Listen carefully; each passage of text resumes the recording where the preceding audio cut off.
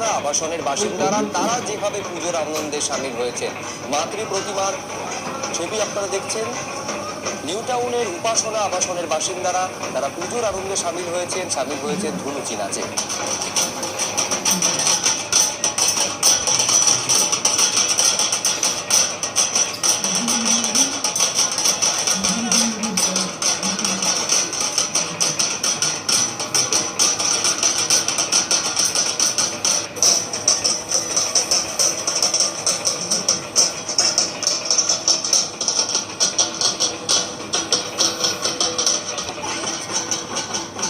পঞ্চম বছরে পড়লো নিউ টাউনের সোশিও উপাসনা যে অ্যাসোসিয়েশন তাদের পুজো।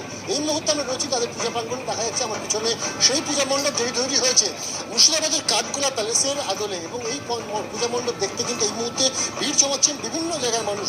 একেবারে সোলার সাজিয়ে তোলা হয়েছে মাকে, এবং এই মাতৃ প্রতিমায় কিন্তু আগামীকাল অর্থাৎ ষষ্ঠীর দিন বোধন হবে।